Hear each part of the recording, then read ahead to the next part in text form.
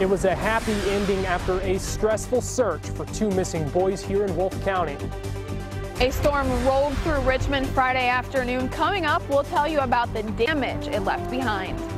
We're tracking a crime alert in Lexington. Police say a man robbed a restaurant at gunpoint tonight.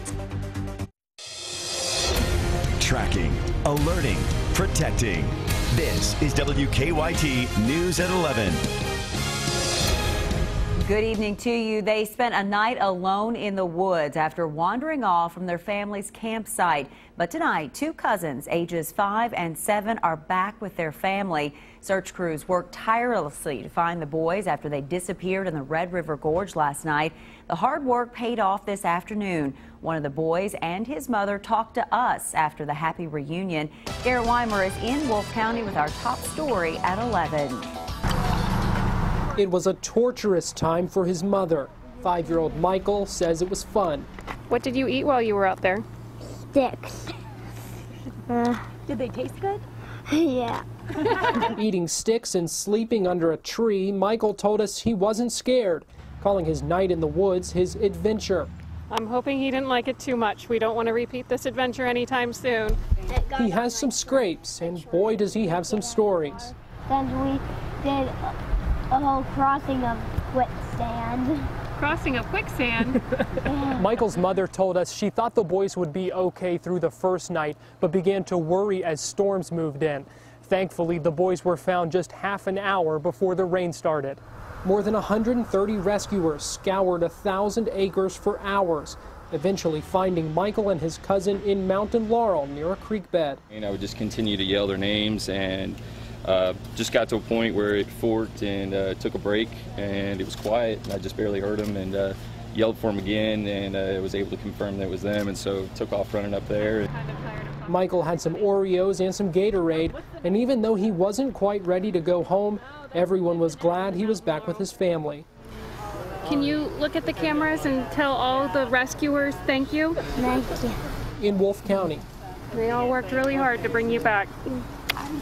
Garrett Weimer, WKYT. Clean clothes on you. What a sweet child. Both boys were checked out at the scene. We're told other than being hungry, they were okay.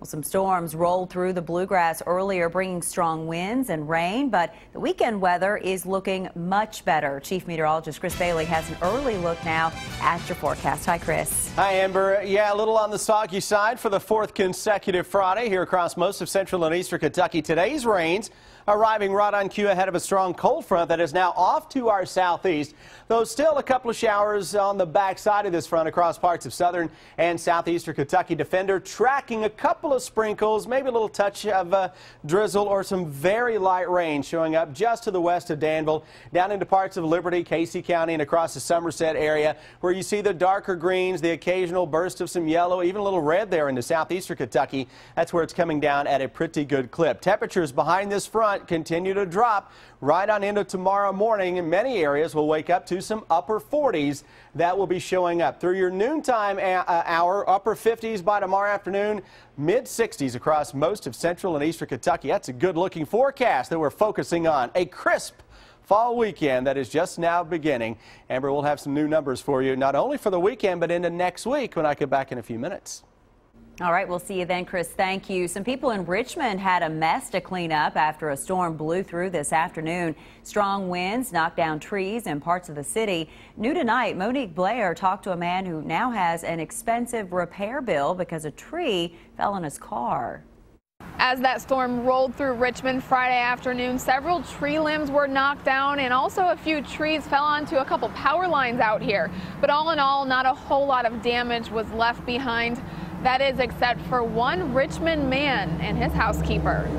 It was really strong, and the rain was really intense. It moved through quick, but David Williams says at some point during the short storm, this 100-year-old tree fell onto both his and his housekeeper's car. And it hit this truck initially, and then it rolled over onto her car, a limb.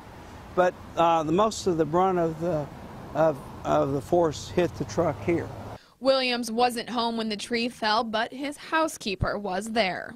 She thought it was a really large cracking sound, I guess, where the wood was cracking, and she she was pretty excited. And although Williams and his housekeeper now have to worry about fixing their cars, Williams says it could have been worse. We were just glad no one was hurt.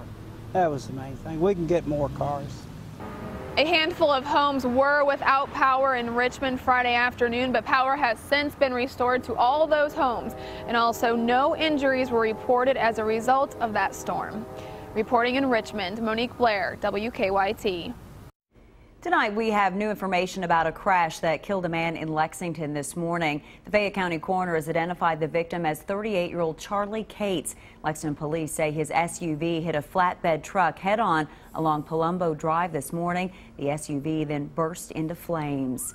New tonight, Lexington police are looking for a man who robbed a restaurant near downtown. The robbery happened just before 7 tonight at a Subway on East Main Street. Police say a man walked in, showed a gun, and demanded money before running off towards Central Avenue. Police say the robber covered his face with a bandana. They say only employees were inside the restaurant at the time. Some tense moments at a community college in Louisville today after police say someone reported an active shooter there. Police did a floor-by-floor sweep of Jefferson Community and Technical College, but police say they didn't find a shooter or anyone injured. They later gave the all clear. Police aren't sure if the person who made the report was lying or heard a loud noise and was concerned. New tonight, a federal judge has dismissed conspiracy and falsifying campaign documents charges against a former aide to Senators Rand Paul and Mitch McConnell. According to our news partners at the Herald Leader, the judge ruled the U.S. Department of Justice violated an agreement with Jesse Benton by using his statements to obtain an indictment. Benton still faces a charge of lying to the FBI. New tonight, one of the largest insurance providers on the state's healthcare exchange will not be offering plans for next year's enrollment period. Leaders of the nonprofit Kentucky Health Cooperative say they don't have enough money to offer plans for 2016 because federal funding ended, but current policyholders will be covered through the end of December. A film about a famed thoroughbred debuted tonight in Woodford County. The premiere for one day was held at Equus Run Vineyards. It tells the story of Our Mims, the 1977 Eclipse Award champion, and how a teenager named Jeannie formed a bond with the horse then and later reconnected with her. It's about how Jeannie found this horse 21 years later and how together they formed Our Mims Retirement Haven for broodmares. Tonight's premiere benefited Our Mims Retirement Haven in Paris. Those behind the movie hope it will raise awareness for horses who no longer earn money on the racetrack.